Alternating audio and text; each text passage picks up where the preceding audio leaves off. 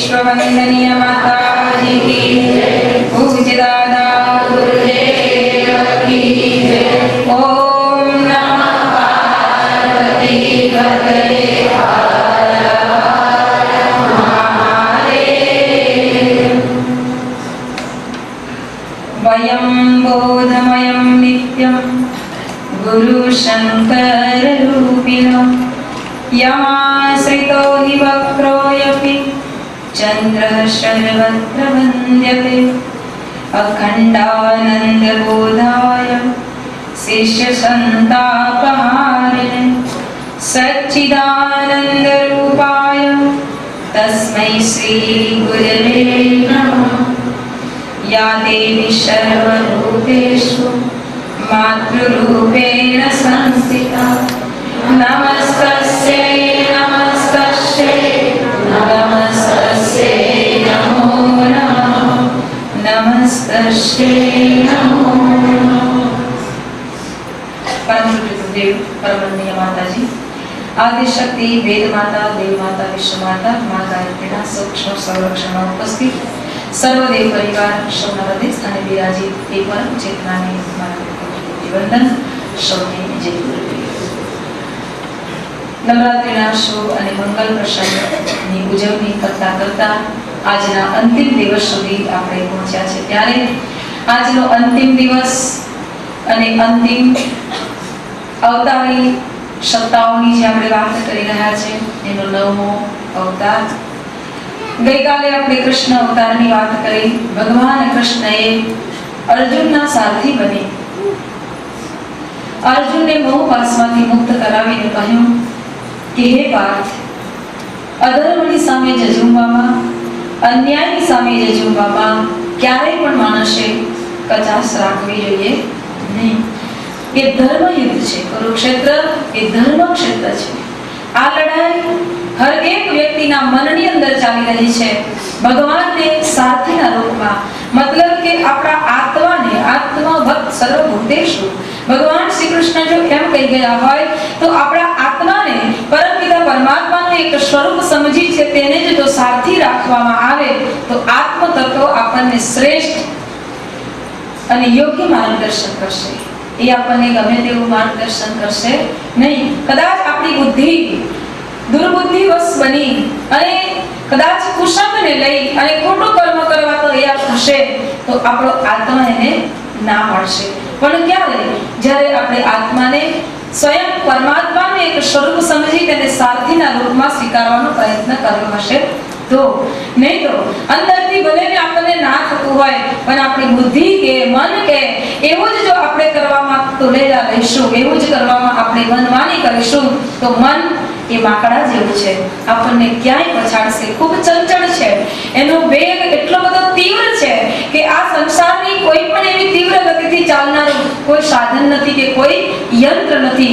એટલી તીવ્ર ગતિથી ચાલનારું આપણું આ મન છે એ આપણને ક્યાંય ફેંકી દેશે કાંઈ નક્કી નહીં। એ કુરુક્ષેત્રના મેદાનમાં ભગવાન શ્રી કૃષ્ણએ અર્જુનને ખૂબ સુંદર આશ્વાસન આપ્યું હતું અને કહ્યું હતું કે તું ડરીશ નહીં। સમય સમય ઉપર જ્યારે જ્યારે સંસારમાં અધર્મ, અનીતિ, અન્યાય, ભ્રષ્ટાચાર, પાપાચાર, વ્યભિચાર ચારે બાજુથી આતંક ફેલાવા લાગે છે ત્યારે ત્યારે હું આ સંસારમાં જન્મ ધારણ કરીશ। અને ભગવાને આશ્વાસન આપતા કહ્યું યદા યદા હિ ધર્મસ્ય ગ્લાનિર્ભવતિ ભારત અભ્યુત્થાનમ ધર્મસ્ય તદાત્માનં સૃજામ્યહં પરિત્રાણાય સાધૂનાં વિનાશાય ચ નિષ્કૃતાં ધર્મ સંસ્થાપનાર્થાય સંભવામિ યુગે યુગે। હે પાર્થ, હું યુગે યુગે અવતાર ધારણ કરીશ, પરંતુ જે સજ્જન માણસો છે એને ભલે સંસારના રહેતા રહેતા એને પીડા ભોગવવી પડે પરંતુ એની સાથે સત્યને વચનને લઈ અને હું રહીશ। કારણ એનું જીવન સત્યથી જોડાયેલું છે, જેનું જીવન સત્યતાથી ભરેલું છે એની પડખે તો હું સદાને માટે ઊભો રહું છું। ભગવાનને જો આપણા પડખે રાખવા હોય તો ભગવાન કહે છે કે તું સત્ય, ન્યાય અને પ્રેમ કરતા શીખી જા। સંસારમાં સત્યનું અનુસરણ કર, સંસારમાં ન્યાયને જ વરવાનો પ્રયત્ન કર અને સદાને માટે સંસારના હર એક જીવ પ્રત્યે તું પ્રેમ દાખવતા શીખ। હું તારી પાછળ છું। ભગવાને પોતાનો એ લીલા સંદો કરી અને જ્યારે સંસારમાંથી વિદાય લીધી છે, ત્યારે દ્વાપરને આગળ વધારતા કલીનું અવતરણ અને દ્વાપરનું જવું, એ જે સંગમ યુગ બને છે, એ સંગમ યુગની અંદર જે ભગવાનનો બુદ્ધ અવતારના રૂપમાં જન્મ થાય છે. કપિલવસ્તુ નામની નગરીમાં સિદ્ધાર્થના જન્મ સુદ્યોધન નામના રાજાને ત્યાં થાય છે. અને એ સિદ્ધાર્થને જ્યારે સુદ્યોધન એક સંત પુરુષને બતાવે છે કે મારે ત્યાં દીકરાનો જન્મ થયો છે, તમે આ દીકરાના કંઈક તો એવા અમૃત વચન, આશીર્વચન આપતા જાઓ. ત્યારે એ સંત મહાપુરુષ તપસ્વીએ એમ કહ્યું કે જ્યારે પણ આ દીકરો સંસારના દુઃખ જોશે ને, ત્યારે એ સંસારને છોડી દેશે અને એ સંસારનો સર્વોત્તમ શ્રેષ્ઠ એવો એક મહારથી બનશે. ત્યારથી સુદ્યોધન રાજાને એમ થયું કે હવે મારે આ રાજકુંવરને ઘરની બહાર કાઢવો નથી.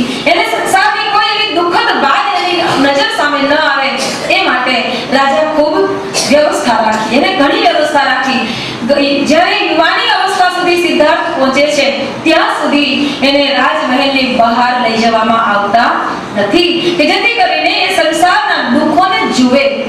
પણ એક દિવસ જ્યારે પોતાના સારથીને લઈ અને રાજા સિદ્ધાર્થ રાજકુંવર જ્યારે નગર યાત્રા માટે નીકળે છે, ત્યારે ભગવાન જ જે કામ કરાવવા માંગે છે એ ભગવાન પોતે એની લીલા કરવા લાગે છે. સ્વયં પરમાત્મા વિચાર કરવા લાગ્યા કે આ જો સિદ્ધાર્થનો જન્મ એ તો સંસારના કલ્યાણ માટે થયો છે અને એનો પિતા જો એને ઘરની બહાર નહીં કાઢે તો એ કામ ક્યારે થશે. એટલે પરમપિતા પરમાત્માએ પોતાની એક લીલા રચી અને લીલા રચીને જ્યારે એ સિદ્ધાર્થ ઘરની બહાર રથમાં બેસીને નીકળે છે, ત્યારે ભગવાને એક સરસ મજાની સુંદર યુવાનીની અવસ્થાની અંદર ફરતા એક યુવકનું સ્વરૂપ ધારણ કર્યું છે.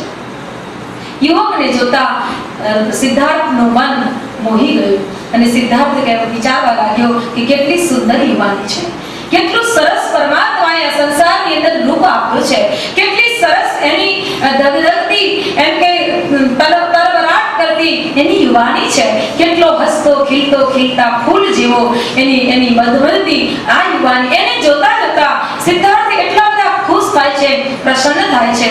ત્યાં થોડે આગળ રથ જાય છે, ત્યાં એમને જોયું તો એક માણસ બહુ જ ઉષ્કરાય થયેલો છે, એનું શરીર જીર્ણ થયેલું છે, હાથમાં લાકડી છે, મોઢામાં દાંત નથી, કમર વળી ગયેલી છે. સિદ્ધાર્થને આ જોતા જ એમ થયું, સારથીને પૂછવા લાગ્યા, હે વડીલશ્રી, મને એ તો બતાવો કે આ કોણ છે.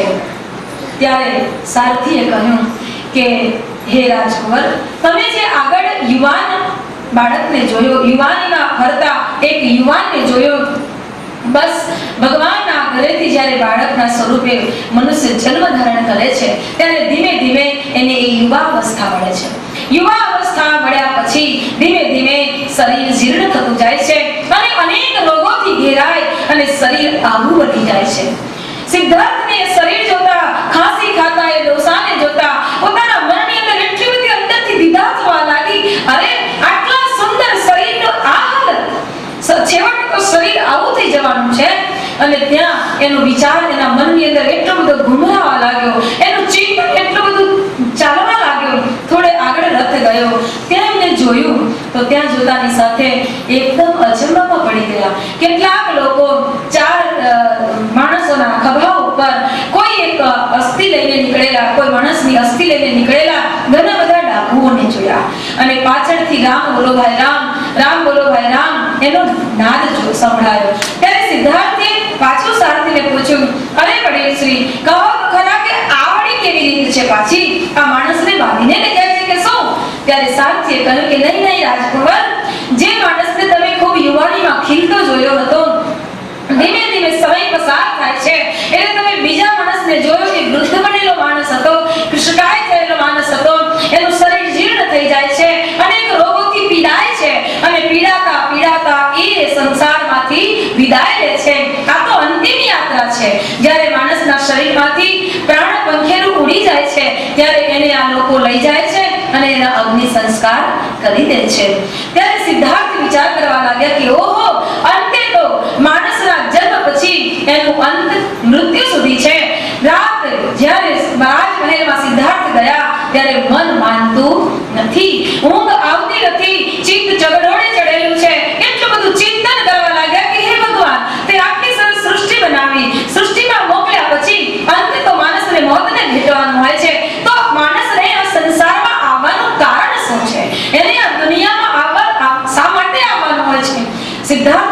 ચિંતન કરવા લાગ્યા.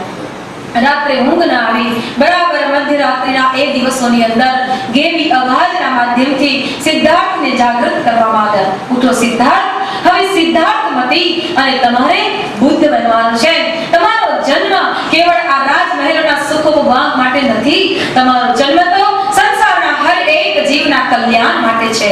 સિદ્ધાર્થને આ વાત હૃદયમાં ઉતરી સીધી આત્માની સાથે ઓતપ્રોત થઈ ગઈ. સિદ્ધાર્થ પોતાની પત્ની યશોદરા અને પુત્ર રોહિતને મૂકી, રાહુલને મૂકી અને તે ઘરની બહાર નીકળી ગયા. રાજમહેલનો ત્યાગ કરી દીધો. એક ઝાટકાની અંદર એમને સર્વસ્વનો ત્યાગ કરી અને નીકળી ગયા, જંગલમાં ગયા અને કઠોરમાં કઠોર તપશ્ચર્યા કરવામાં આવે છે. એટલી બધી કઠિન તપશ્ચર્યા કરે છે. ગાયત્રી મહામંત્રની દિવ્ય શક્તિઓ જેને કહેવાય, તંત્ર વિદ્યાથી લઈ મંત્ર વિદ્યાથી લઈ અનેક સાધનાઓ કરી છતાં પણ ભગવાનને પરમ સત્યનું જ્ઞાન નથી થતું. ત્યારે ભગવાન વિચાર કરવા લાગ્યા કે આવું શા માટે? બહુ વિચાર કરવા જેવી વાત છે. આવું શા માટે? હે પ્રભુ, હું આટલી બધો મારા શરીરને તપાવીને અને જીર્ણ બનાવી દીધું છે, હવે કેવળ હાડકા દેખાઈ રહ્યા છે. એવો મારે શું અવરોધ છે કે મને આપના દર્શન નથી થતા? મને જે લક્ષ્ય જોઈએ છે એ લક્ષ્ય નથી મળતું. કારણ શું છે? ત્યારે ભગવાને તેને અંતરિક્ષમાંથી જવાબ આપ્યો છે. હે સિદ્ધાર્થ, તો હજી સિદ્ધાર્થ છે. જ્યારે તું કેટલાક વર્ષો યુગો પહેલા એક કૃષ્ણ વાસુદેવ નામના એક રાજાના રૂપમાં સંસારમાં જન્મ ધારણ કર્યો હતો, તે સમયે તું એક રાજા બનેલો હતો, તેથી મદમાં ચૂર હતો. તારા શોખને પૂરો કરવા માટે તારા રાજમહેલમાં જાત જાતના સંગીત વાદકો આવતા હતા. એક સંગીત વાદક તારા રાજમહેલમાં આવ્યો અને એને એટલું સુંદર સંગીત શરૂ કર્યું કે એ સંગીત સાંભળતા સાંભળતા તારો જે સેવક હતો, એ સેવક તારું એ સંગીતકારનું સંગીત સાંભળવામાં એટલો મંત્રમુગ્ધ બની ગયો કે તે એની પાસે પાણી માંગ્યું, એને સાંભળ્યું નહીં. એને એ વાત ન સાંભળી એટલે તને ગુસ્સો ચડ્યો અને તે એના કાનની અંદર સીસું રેડાવી દીધું કે સંગીતના સૂર મારા માટે વાગે છે, તારા માટે નહીં. તું એની અંદર આટલો બધો મંત્રમુગ્ધ કેમ બની જાય છે? હવે તને સંભળાય જ નહીં, એવું જ હું કરી દઉં. એમ કરીને તે એના કાનમાં સીસું રેડાવી દીધું હતું. જેથી હવે તું એને બોલાવ અને એ જ્યારે આવશે અને તારા કાનની અંદર એ ભીંજશે તો જ તને એ પરમ સત્યનું જ્ઞાન થશે. ત્યારે એ સિદ્ધાર્થ, એ જે એનો જે સેવક હતો, એ સેવકને હૃદયથી યાદ કરે છે. હે મારા સેવક, તું જ્યાં પણ હોય ત્યાંથી જલ્દી આવ, જલ્દી આવ. મને જેની ખોજ છે એ ખોજ હું પૂરી કરી શકતો નથી. એના સિદ્ધાર્થના હૃદયમાં એટલું બધું આક્રંદ છે, પરમાત્માને મળવા માટેનો ચોધાર આંસુએ રડી રહ્યા છે. હે સેવક, તું ઝડપથી આવ અને મારા આ અવરોધને દૂર કર. અને એ સેવક જ્યારે ગોવાળિયાના લોકની અંદર એ જ જંગલની અંદર ઢોર ચરાવતો હોય છે અને સેવકને હૃદયની અંદરથી અવાજ આવે છે અને એ સેવક ગાય ઢોર ચરાવતા ચરાવતા જ્યાં સિદ્ધાર્થ તપમાં બેઠેલા છે એ સ્થાન ઉપર જાય છે. આમ સિદ્ધાર્થ એ તપમાં લીન હતા, એ સમાધિ અવસ્થામાં હતા, પણ સમાધિ અવસ્થાની અંદર જે એની વિશેષતા સમજાવવામાં આવી છે, કર્મનો સિદ્ધાંત અહીંયા આપણને ખૂબ સુંદર સ્પષ્ટ સમજાવવામાં આવ્યો છે. સેવકે વિચાર કર્યો કે હવે મારે થોડુંક દૂર જવું છે, તો લાવને આ બેઠેલા મુનિને જ કહી દો કે મારા ઢોર સાચવે. અને એ રીતે એને ઢોર સાચવવાનું કહી અને ગોવાળીઓ જ્યારે સેવક ત્યાંથી દૂર ખસે છે, આવીને જોવે છે તો ઢોર મળતા નથી. ઢોર નથી મળતા એટલે પેલાના કાનમાં જઈને પૂછે છે સિદ્ધાર્થના કે હું તને ઢોર સોંપીને ગયો હતો, ક્યાં ગયા? પણ સિદ્ધાર્થ સમાધિ અવસ્થામાં હતા. સિદ્ધાર્થની વાત સાંભળતા નહોતા કે સાંભળી પણ નહોતી. એટલે એ ગોવાળિયાએ મોટા મોટા સૂર લઈ આવ્યો, કાંટા લઈ આવ્યો અને એ સિદ્ધાર્થના કાનની અંદર ઠોકી દીધા. જ્યારે સિદ્ધાર્થના કાનની અંદર બંને બાજુ કાંટા ભોજાઈ ગયા, તરત જ એ સિદ્ધાર્થને પરમ સત્યના જ્ઞાનને પ્રાપ્ત કરવાની અવસ્થા આવી ગઈ. એ સિદ્ધાર્થ મટી અને ભગવાન બુદ્ધ કહેવાયા. એ અવસર હતો વસંત પંચમીનો દિવસ. આપને પણ એ વસંત પંચમીનો એ પવિત્ર પાવન દિવસ એ અત્યંત મહત્વનો દિવસ છે. એ સિદ્ધાર્થને પરમ સત્યનું જ્ઞાન જેવી રીતે વસંત પંચમીના દિવસે થયું હતું, એ જ રીતે પરમ પૂજ્ય ગુરુદેવ જ્યારે 15 વર્ષની અવસ્થાની અંદર પોતાના પૂજા કક્ષમાં બેસી અને જ્યારે ગાયત્રી મહામંત્રની ઉપાસના કરતા હતા, ત્યારે એ જ વસંત પંચમીના દિવસે પોતાની ગુરુ સત્તાએ આવી અને દિવ્ય દર્શન આપી અને પરમ સત્યના જ્ઞાનથી એ 15 વર્ષના નાના સરખા બાળકને દિવ્ય જ્ઞાનથી ભરી દીધા હતા. એ પરમ જ્ઞાનની અવસ્થાને લઈ અને એ પરમ પૂજ્ય ગુરુદેવે આખા સંસારની અંદર વિચાર ક્રાંતિ અભિયાનના માધ્યમથી દિવ્ય વિચારધારાને પ્રસરાવી દીધી. ભગવાન બુદ્ધને પરમ સત્યનું જ્ઞાન પ્રાપ્ત થયું ત્યારે વિચાર કરવા લાગ્યા કે આ જ્ઞાનનો ઉપયોગ શું? મને ઘણું બધું જ્ઞાન તો મળ્યું, પરંતુ એ જ્ઞાન મને મળવાથી શું? ભગવાનને અંતઃકરણમાંથી પ્રેરણા જાગી, હે બુદ્ધ, તમે બુદ્ધ બન્યા છો અને હવે આ જ્ઞાન તમારી પાસે નહીં, સંસારમાં જાઓ, સમાજમાં જાઓ અને તમારા જ્ઞાનનો વિસ્તાર કરો. ભગવાન બુદ્ધ જંગલ છોડી અને સંસારમાં આવ્યા. ગામ, નગર, શહેરોની અંદર ઘૂમતા તે સમયની પરિસ્થિતિઓને અનુરૂપ જે યજ્ઞની અંદર બલિ પ્રથા, મોટા મોટા પશુઓને હોમની અંદર હોમી દેવામાં આવતા હતા, એ બલિ પ્રથાનો વધ કરી દીધો અને એમણે એમ કહ્યું કે અહિંસા પરમો ધર્મ, અહિંસા પરમો ધર્મ. કોઈ પણ જીવની હાનિ ન થવી જોઈએ. યજ્ઞમાં કદી પણ પશુ ન હોમાય, એ બલિ પ્રથાનો તેમને ત્યાગ કરાવ્યો. પ્રેમ અને મૈત્રી ભાવથી એમને કરુણ ઝરણું એવું વહાવી દીધું કે ચારે બાજુથી ભગવાન બુદ્ધના નારાને લોકો એવી રીતે સ્વીકારવા લાગ્યા અને એમની પાછળ ભિક્ષુક અને ભિક્ષુણીઓ બની અને ચાલવા લાગ્યા. એ સમયે પડેલા અકાળની અંદરથી લોકોને એક રોટી માટે કેટલી તડપણ હતી, એ તડપણને દૂર કરવા માટે એમને દરેક ઘરે જઈને એમ ઝલક જગાડી કે તમે અમને તમારા ખાવામાંથી એક રોટલી આપો. એક રોટલી માંગીને ભિક્ષુકોએ કેટલાય ગરીબોને પેટની આંતર બિઠાવી હતી. એ જ ભગવાન બુદ્ધ ફરતા જ્યારે જંગલમાં ગયા ત્યારે અંગુલિમાન નામના એક એવો ડાકુ હતો કે જેનું નામ સાંભળતા લોકો થથરી જતા હતા. એ અંગુલિમાન જ્યારે ભગવાન બુદ્ધને મળે છે ત્યારે ભગવાન બુદ્ધની સૌમ્ય કરુણા મૂર્તિ જોઈ અને અંગુલિમાન કહે છે કે એ પહેલા ઉભો રહે, મારું કર ચૂકવી અને પછી આગળ જા, તારા હાથની આંગળીઓ કાપી આપ, મને તો આંગળીઓનો હાર પહેરવાનો શોખ છે, અહીંયાથી કોઈ ખાલી હાથે જાય નહીં. ભગવાન બુદ્ધ તો એકદમ સૌમ્ય બની અને એની તરફ અમી દ્રષ્ટિથી જોવા લાગ્યા. જ્યાં સંત મહાપુરુષો અવતારી સત્તાઓની એક કરુણા દ્રષ્ટિ પણ પડી જાય તો ગમે તેવો અધમમાં અધમ, પાપીમાં પાપી જીવનો પણ હૃદય પલટો થઈ જાય છે. અંગુલિમાન વિચાર કરવા લાગ્યો કે અને તો મારા અવાજની કોઈ અસર થતી નથી. ત્યાં તો ભગવાન બુદ્ધ કહેવા લાગ્યા કે અચ્છા, તારે મારી આંગળીઓ જોઈએ છે, હું તને આપી દઈશ, પરંતુ મારું એક કામ કરીશ. આટલા કરુણ અને એટલા પ્રેમ ભરેલા શબ્દો સાંભળતા અંગુલિમાનનું હૃદય ચીરાઈ ગયું. અંગુલિમાન વિચાર કરવા લાગ્યો કે મારા અવાજથી લોકો એટલા બધા ડરી જતા, આ તો એના અવાજ મારા હૃદયને સ્પર્શે છે, આ કોઈ સામાન્ય માણસ નથી. એટલે અંગુલિમાન કહે છે કે કહો, તમારું શું કામ છે? ત્યારે ભગવાન બુદ્ધે કહ્યું, અચ્છા, આ ઝાડ દેખાય છે ને, એનું એક પાંદડું મને તોડી આવો. અંગુલિમાન કહે કે ઓહો, આટલો મોટો હું ડાકુ અને મને એક પાન તોડવાનું કીધું, એ તો કૂદકો મારીને મોટી દાઢી તોડી આવ્યો. દાઢી તો તોડી આવ્યો. ભગવાન બુદ્ધે કહ્યું કે અરે, મારે તો એક જ પાનનું કામ છે, મારે દાઢીનું કામ નથી. લે આ દાઢી પાછી જોડી દે, મને એક જ પાન જોઈએ છે. અંગુલિમાન વિચાર કરવા લાગ્યો કે દાઢી તો હું ફટદઈને તોડી લાવ્યો, પણ હવે દાઢી જોડતા મને આવડતું નથી. ભગવાન બુદ્ધ કહે છે કેમ? જા જા, તું તો મોટો બળિયો છો, તારી આગળથી તો કોઈ ખાલી ન જાય, જોડી દે.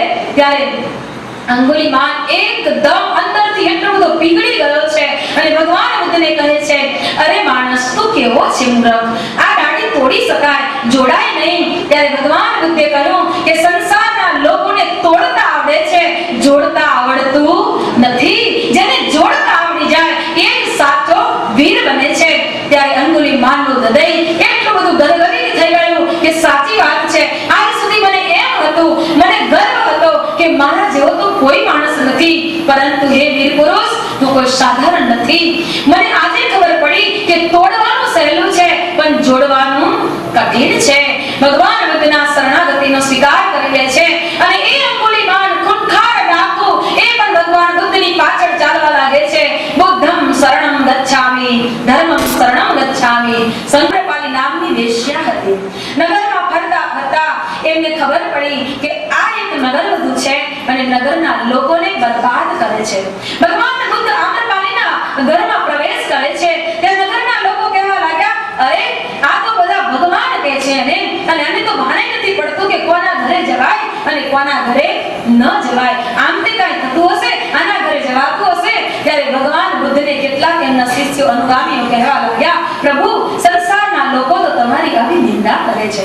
ભગવાન બુદ્ધ કરુણા મૂર્તિ સૌમ્યતા પૂર્વક જવાબ આપે છે કે બેટા, જે તરસ્યો છે એને પાણી પાવાનું હોય, જેને પેટ ભરીને પાણી પીધું છે એને પાણીની જરૂર નથી. આમ્રપાલી પાસે જઈ ભગવાન બુદ્ધે કહ્યું કે ઓહો, તમારું સ્વરૂપ તો કેટલું સુંદર છે, પરંતુ હે દેવી, તમે થોડાક વર્ષો પછીના તમારા સ્વરૂપનું ખાલી ચિંતન કરી લેજો. આટલી વાત કહી ભગવાન બુદ્ધ કક્ષમાંથી બહાર નીકળી જાય છે. એ આમ્રપાલી વિચાર કરવા લાગી કે આ તો કેવી અદ્ભુત મૂર્તિ છે. મારી પાસે મારા ઉમરાની અંદર પગ મૂકનાર વ્યક્તિ ખાલી કદી પાછો નથી જતો, એ મારા મોહ પાસની અંદર ફસાઈ જાય છે. પરંતુ આ તો કઈ સૌની મૂર્તિ છે જે મને ચાર શબ્દો કહી ગઈ અને મારું હૃદય વિંધાઈ ગયું છે. અરીસાની સામે ઊભી રહે છે આમ્રપાલી, અને અરીસાની સામે કેટલાક વર્ષો પછીના પોતાના શરીરની કલ્પના કરે છે. એને દેખાવા લાગ્યું કે એની આંખો ઊંડી ઉતરી ગઈ છે, વાળ સફેદ થઈ ગયા છે, ચામડી ઉપર કરચલી પડી ગઈ છે, મોઢામાં દાંત નથી. એટલું બેહુદું શરીર જોઈ અને ચીસ પાડી ઉઠી, અરે આ શરીરને તો કોઈ પ્રેમ નહીં કરે, આ શરીરની પાસે કોઈ નહીં આવે. જર્જરિત થયેલું શરીર, રોગથી પીડાતું શરીર જોઈ અને આમ્રપાલી ચીસ કરવા લાગી. લોકો વિચારવા લાગ્યા કે આ સુંદરી શા માટે ચીસો પાડે છે. ત્યાં તો એક કક્ષમાંથી ઘરમાંથી બહાર નીકળી દોડ મૂકી જ્યાં ભગવાન બુદ્ધનો પડાવ હતો ત્યાં ગઈ અને ભગવાન બુદ્ધના ચરણોમાં દંડવત પ્રણામ કરી શરણાગતનો સ્વીકાર કરી લે છે અને કહે છે, હે ભગવાન, હું અધમ છું, હું પાપી છું. મને ખબર છે કે મેં ઘણા બધા પાપ કર્યા છે, ઘણા ઘરને બરબાદ કર્યા છે, પરંતુ એક જ આધાર છે મને તમારો. તમે જ મને શરણ આપી શકો છો. સંસારમાં બીજો કોઈ એવો વ્યક્તિ નથી કે જે માણસને ઉદ્ધાર કરી શકે. તમારી પાસે મને કંઈક મળશે અને મારો ઉદ્ધાર થશે. ભગવાન બુદ્ધે પ્રેમથી કહ્યું, અવશ્ય બેટા, તું પણ આ સંઘમાં જોડાઈ જા. એ આમ્રપાલી નામની વેશ્યા પણ એ નારો લગાવતી ભિક્ષુણીનું રૂપ ધારણ કરી લે છે. એને પણ નારો લગાવી દીધો, બુદ્ધમ શરણમ ગચ્છામિ, સંઘમ શરણમ ગચ્છામિ. ભગવાન બુદ્ધે પોતાના જીવનની અંદર એવા કઈ કેટલા લોકોને એવો હૃદય પલટો કરાવી દીધો કે જીવન એમના બદલાઈ ગયા. એટલું જ નહીં, આમ્રપાલીએ ખોટા કર્મ દ્વારા મેળવેલી જે સંપત્તિ હતી એ સંપત્તિ પણ ભગવાન બુદ્ધના ચરણોમાં ધરી દીધી. હે ભગવાન, આ સંપત્તિ એ અશ્લીલ સંપત્તિ છે. એનો ઉપયોગ સંસારના સમાજના કલ્યાણ માટે કરવામાં આવે જેથી કરીને એના ઉપર લાગેલું કલંક, એના ઉપર લાગેલું પાપ ધોવાઈ જાય. એને બધું પ્રભુના ચરણોમાં સમર્પિત કરી દીધું. સમ્રાટ અશોકને કોણ નથી ઓળખતું? એ સમ્રાટ અશોક કે જેને કલિંગના યુદ્ધ બાદ ભગવાન બુદ્ધનો ભેટો થયો. ભગવાન બુદ્ધને મળે છે ત્યારે ભગવાન બુદ્ધ આગળ એટલી બધી વીરતાથી જાય છે કે મારા જેવો તો કોઈ સમ્રાટ નહીં. મેં કેટલા બધા રાજ્યો જીતી લીધા, હું કેટલો મોટો સમ્રાટ છું. ત્યારે ભગવાન બુદ્ધે કહ્યું કે લોકોની લાશ ઉપરથી પસાર થઈ અને તે જો કંઈક જીત્યું હોય તો એ જીત નથી, લોકોના હૃદયના પ્રેમને જીતી અને તું કંઈ જીતી શકે તો તું સાચો સમ્રાટ કહેવાય. સમ્રાટ અશોકનું હૃદય વિંધાઈ ગયું. એને કલિંગના યુદ્ધ બાદ યુદ્ધ ભૂમિમાં જઈ અને જે સૈનિકોની લાશ પડેલી હતી, સૈનિકોની પત્નીઓ, બાળકો આકાંત કરતા હતા, એમને જોયા અને એનું હૃદય પીગળી ગયું. એને વિચાર કર્યો, ખરેખર આ જીત એ જીત નથી. અંતે તો મેં આ કેટલી બધી હાનિ કરી છે, સ્વયંને હાનિ કરી છે, સંસારને હાનિ કરી છે, સમાજના લોકોને મેં દુખી કર્યા છે. આ મારી જીત નથી. હું સમ્રાટ સાચો ત્યારે જ બનું કે જ્યારે હું ભગવાનની શરણાગતિ સ્વીકારું. સમ્રાટ અશોકે પણ ભગવાન બુદ્ધની શરણાગતિ સ્વીકારી. પરમ પૂજ્ય ગુરુદેવે ભગવાન બુદ્ધની વાતને કેટલી વિસ્તારથી એક શાસ્ત્ર ગ્રંથની અંદર વર્ણવી છે. પરમ પૂજ્ય ગુરુદેવ કહેવા માંગે છે કે બેટા, ભગવાન બુદ્ધના શરણમાં જેને શરણાગતિ સ્વીકારી એમનું જીવન કેટલું ઊંચી કક્ષાનું બની ગયું. તેઓએ જીવનનો પલટો કરી દીધો અને ત્યાંથી ક્યાં સુધી પહોંચી ગયા. આજે બુદ્ધ ધર્મ જે બૌદ્ધ ધર્મ જે છે એ કેવળ ભારત નહીં, ચીન, જાપાન, કોરિયા કેટલાય દેશોની અંદર વિસ્તાર પામ્યો. કદાચ આમ્રપાલી એક વેશ્યા જ બનેલી રહી હોત, કદાચ અંગુલિમાલ એક ડાકુ જ બનેલો રહ્યો હોત, કદાચ સમ્રાટ અશોક એક રાજા બનેલા રહ્યા હોત તો એ કદાચ ભારત સુધી સીમિત હોત. પરંતુ આજે એ અધમ લોકો પણ આ અનેક દેશોની અંદર ભગવાન બુદ્ધની સાથે જોડાવાથી અજર અને અમર બની ગયા. આજે આપણી પાસે પણ સુંદર અવસર છે. એ જ બુદ્ધ અવતારનો ઉત્તરાર્ધ પરમ પૂજ્ય ગુરુદેવ એક પ્રજ્ઞા અવતારના રૂપમાં આ કલીને દૂર કરવા માટે દિવ્ય વિચારધારા, પ્રેમ, કરુણા, મૈત્રીના ભાવ લઈ અને સંસારમાં અવતરિત થયા. એમના જીવનની અંદર પણ સંસારના એવા કેટલાય લોકો આવ્યા છે કદાચ આપણને ઉત્સુકતા જાગે કે કેવા લોકોએ પોતાના હૃદયમાં પલટો કરી લીધો છે, તો માર્મિક સંસ્મરણ નામનું પુસ્તક વાંચી લેજો. ખબર પડશે કે પરમ પૂજ્ય ગુરુદેવના જીવનની અંદર પણ કેવી ઘટનાઓ બનેલી છે. આપણા જીવનની અંદર કઈ કેવી ઘટના બની જશે કે જીવનને બદલી નાખશે, હૃદયનો પલટો થઈ જશે. કદાચ તમે માનવિક સંસ્મરણમાંથી કોઈના જીવનનો બદલાવ વાંચો કે ન વાંચો, પરંતુ તમે સ્વયં એક ઉદાહરણ બની જવા જોઈએ કે મારા જીવનના બદલાવથી આ સંસારને ખબર પડવી જોઈએ કે સંસારની અંદર કોઈ એક અવતારી સત્તાએ જન્મ ધારણ કર્યો હતો અને એ જન્મને લેતા એના એ દિવ્ય અમૃત વચનોના માધ્યમથી અમારા જીવનનો બદલાવ થયો છે. પરિવર્તન સુનિશ્ચિત છે. આજે નહીં તો કાલે પરિવર્તન થયા વિના રહેવાનું નથી. પરમ પૂજ્ય ગુરુદેવ સ્વયં મહાકાળના અવતાર સ્વરૂપ બની સંસારને સાવધાન કરતા કહ્યું છે કે સંસારના પૃથ્વીના જ્યારે પાંચ તત્વો સંસારના પાંચ તત્વો ધ્રુજવા લાગશે ત્યારે માણસને ખબર પડશે કે મહાકાલ ઘોષણા કરતા હતા, પરંતુ આપણે તો શાંતિથી સૂતા હતા. એ ઊંઘને ઉડાડી દેજો. આ પરિવર્તનનો કાળ છે અને પરિવર્તન સુનિશ્ચિત થઈને જ રહેશે. સુરતની અંદર ઊંઘતા લોકોને ખબર નહોતી કે આટલું બધું પાણી આવશે અને અમને હેરાન પરેશાન કરી દેશે, અમને ઊંઘતા ઝડપી દેશે. કેટલાય ઘરોની અંદર બંધ બારણે પાણી બેસી ગયું છે અને લોકો અંદરના અંદર ઘૂંઘળાઈને મરી ગયા છે. કેટલાય મોટા ટાવરો જમીનદોસ્ત થયા છે. કેટલા માણસો મર્યા એ આંકડો તો કોઈની પાસે બહાર આવેલો નથી.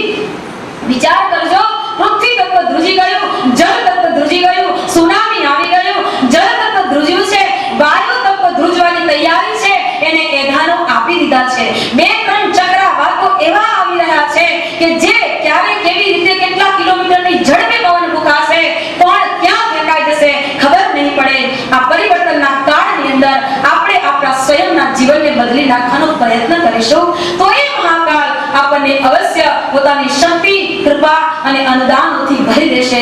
પરમ પૂજ્ય ગુરુદેવે તો આશ્વાસન આપ્યું છે, બેટા તમે મારું કામ કરો, હું તમારું કામ કરીશ. એટલું જ નહીં, જ્યાં સુધી મારા કાર્યની અંદર જોડાયેલા વ્યક્તિનો મોક્ષ નહીં થાય ત્યાં સુધી હું આ સંસારમાં કૂતરાના રૂપે, ગધેડાના રૂપે, બળદના રૂપે જન્મ ધારણ કરીશ, પરંતુ બેટા હું જ્યાં સુધી તારો મોક્ષ ન થાય ત્યાં સુધી તારી સાથે રહીશ. આટલું મોટું આશ્વાસન આપનાર એ મહાકાળ આપણને ચેતવી રહ્યા છે. અને એ મહાકાળની સવારી જ્યારે આ એક ગાયત્રી પરિવારના રૂપની અંદર કાર્ય કરતી હોય તો આપણે એની સાથે જોડાય અને એ કાર્યને સુવિકસિત કરવાનો પ્રયત્ન કરવો જોઈએ. કોઈ સામાન્ય અથવા તો કોઈ મૂર્ખ લોકો નથી પોતાનું જીવન સમર્પિત કરી અને આવા શ્રેષ્ઠ કાર્યોની અંદર જોડાય છે.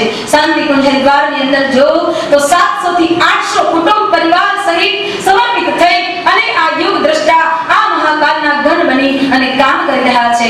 આપણા પ્રજ્ઞા ભવનની અંદર આવેલા આ પરિવારને જોઈ શકો છો, જે એવી જ રીતે અનેક શક્તિપીઠો ઉપર સમર્પિત થયેલા પરિજનોને આપ જોઈ શકો છો. શા માટે? કેમ? એ વાતને સમજી રહ્યા છે, એ વાતને હૃદયની અંદર ઉતારી લીધી છે. આપણે કદાચ જીવન સમર્પિત ન કરી શકીએ, પરંતુ તન, મન અને અંતઃકરણ પૂર્વક એના કાર્યની અંદર સાથ સહયોગ કરતા કરતા આ સંસારમાં એકથી અનેક સુધી એ મહાકાળની દિવ્ય દ્રષ્ટિ પડે અને સૌનું કલ્યાણ થાય એટલું તો આપણે વિચારી શકીએ. અને આ યુગ સેનાની સાથે જોડાઈશું તો મહાકાળના ગણ બનવાનો શુભ અવસર મળશે.